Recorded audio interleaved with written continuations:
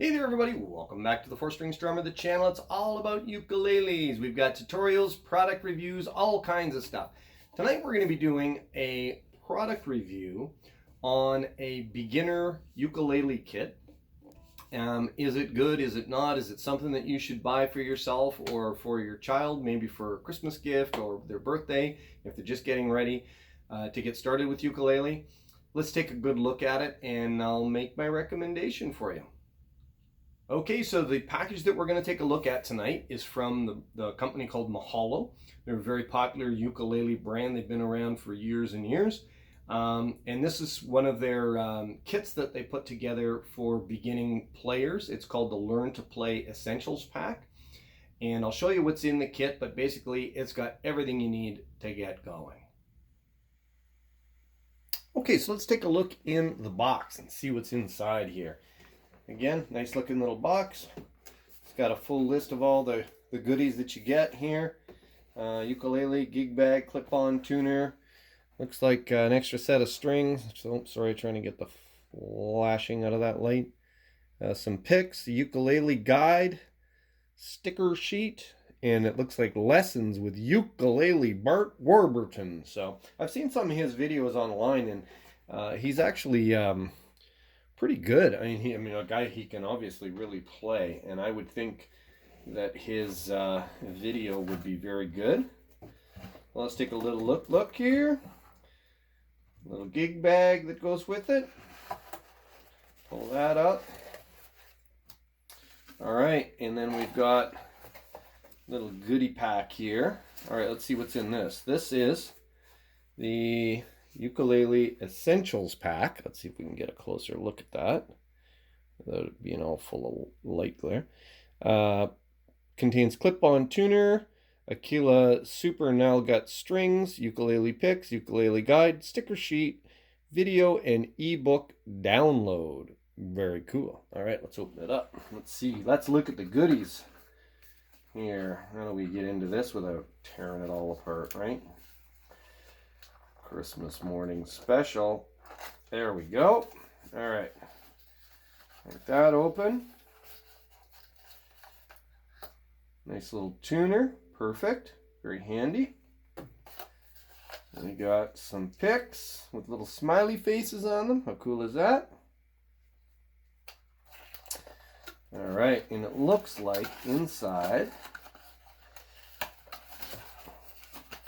Ah, there we go. We got a ukulele guide and maintenance tips. What else is here? Stickers, very cool. All right. And an extra set of strings. Very good. That's pretty good because those Aquila strings are not inexpensive. I just bought some. They were about $10 a pack, so pretty good.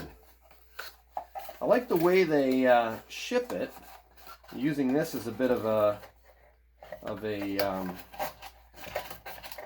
brace to hold the neck so that when it's shipped it doesn't get all bounced around. All right, that's pretty good. But let's open up the ukulele. I'll take it out of the bag here. Gig bag. It's just like a little cloth bag. There's no padding to it or anything. Slide that out. Take the little plastic off of here. Not bad. All right, let's take a closer look at the ukulele itself now. Okay, let's talk a little bit about why this ukulele over maybe some other ones and why soprano. So soprano ukuleles are sort of the ones that most people get started with when they're kids.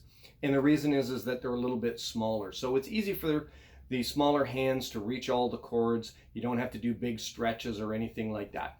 These have what's called a 13-inch scale length. So from here to here is 13 inches.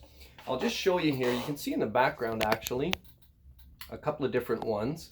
So the little brown one there, that is a soprano, same as this one. The next size up is concert, and that's a 15-inch scale length, so it's 2 inches longer. And then the next one here, that is a tenor size. So there's basically three sizes for the most part to when you're talking about ukuleles. And the soprano, again, being the smaller one, is great for the kids.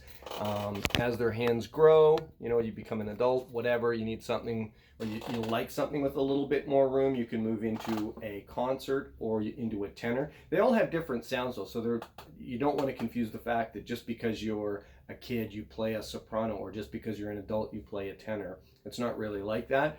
Lots of adults play sopranos as well, but for the kids, that's why this one, this size, seems to work really well. Okay, so let's take a little bit closer look at this specific instrument here from Mahalo. All right, it's just a nice little wood finish. The thing I like about this particular one, this is called the transparent brown, and it doesn't seem to have like a really thick paint finish on it. Some of them you'll see, the beginner ukuleles, they're painted and it looks like the finish on them is about this thick. And I think that kind of deadens the sound down a little bit, obviously because the soundboard has to vibrate in order to make the sound and to have any kind of sustain. So I think this one's probably a little bit better for that because it seems to be a little bit of a thinner finish on it.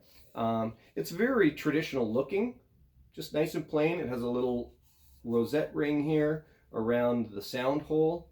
Again, you've got your 13-inch scale length. It's a 35 mil nut, which is about standard, and that's a good size. You know, adults can play it, kids can play it. Wide enough. It just looks nice as well. It's got these little gold-plated tuning pegs on here, and nice black knobs back here. Geared tuners are another thing. You'll see some that have like friction tuners where basically it's almost like a violin style where you got to push it in, pull it out, tune it, stick it back in, and they're not as easy to learn with. Okay, these ones you can make little, small, more precise adjustments. So again, when they're learning, that's what's good. I think it's a nice looking instrument personally. The finish on it is very good.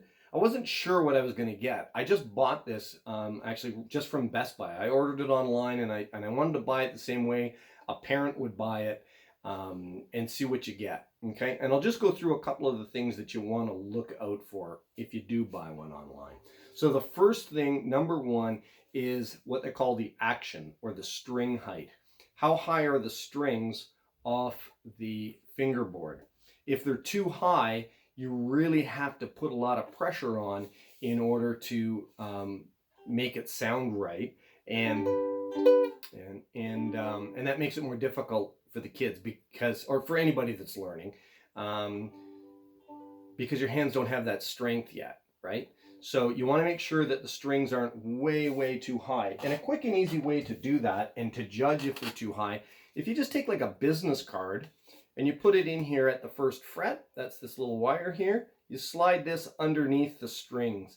And if it's not super loose, then that's pretty good. You want it to be low enough that it touches, but not so that it would just completely fall out or that you can rattle it back and forth, because then that's going to indicate that it's too high.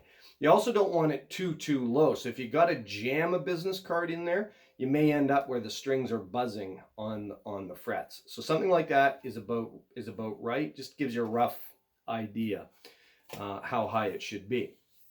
Okay. The other thing that you're going to want to check is running your fingers up and down the edge of the neck like this. And if there are any sharp frets, again, these little bars that cut across, those are the frets.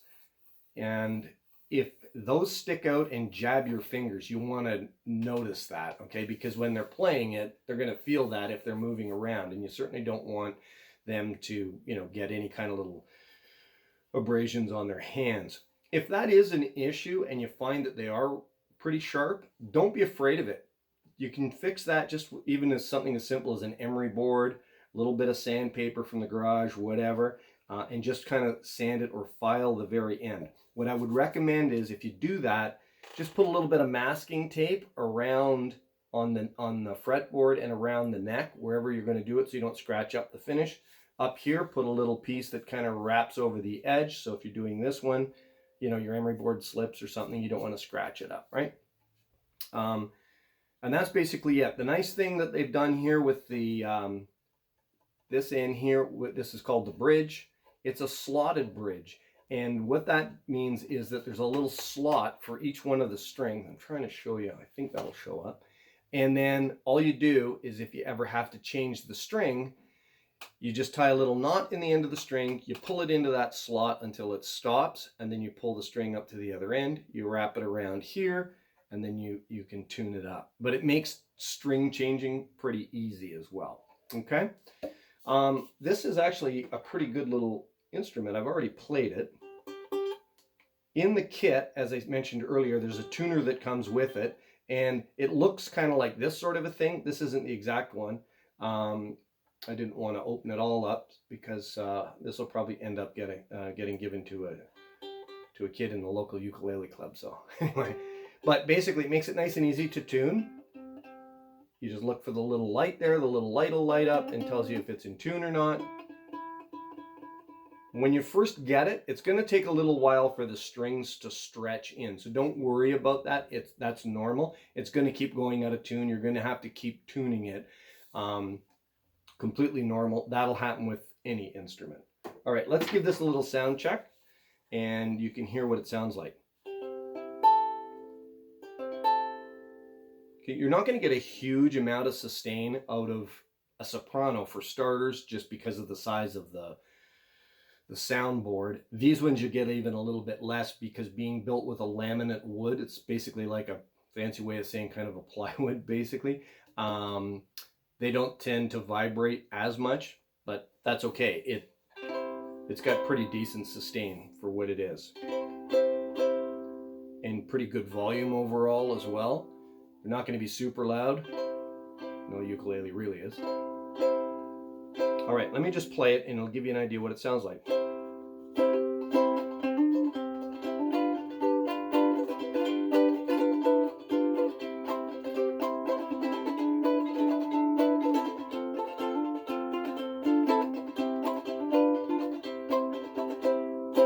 It's a good little instrument. It plays pretty well. I think overall, all things considered, I know that sometimes these beginner kits get, a bad rap or whatever. As long as you look out for those little things, I'd say the biggest one is the string height, and the other one is how sharp the frets are. It's pretty hard to go wrong with this, with all the stuff that you're getting in the kit. I would recommend it. I would buy something like this for a beginner. Particularly for the children. I volunteer at a local ukulele club for the kids, and that school has probably 30 of these. And the kids aren't always completely careful with them, right? They're banging them around and stuff, and that has to be a factor to consider also as a parent, right? Whether or not you want to spend $150 or $200 on something. You can get something like this. This kit itself, this is the Mahalo Rainbow series, which I think there's a couple of different series. This one is about the middle. There's a Kihiko and then the Rainbow series. And these will range in American dollars probably around $50. Up here in Canada, they're about $70. I'm sure in the UK, they're, in that sort of 50-pound range, something like that. It's actually, I would say it's a pretty decent little instrument to get the kids started off and to get them their first step into music. So that's my thoughts. If you have any questions, feel free to drop them into the comment section. I'll do whatever I can to help you out. And until we see you next time, keep smiling, keep strumming, and have fun. Bye for now. Well, I know a girl in Baltimore, little Liza Jane, streetcars running by her door, little Liza Jane.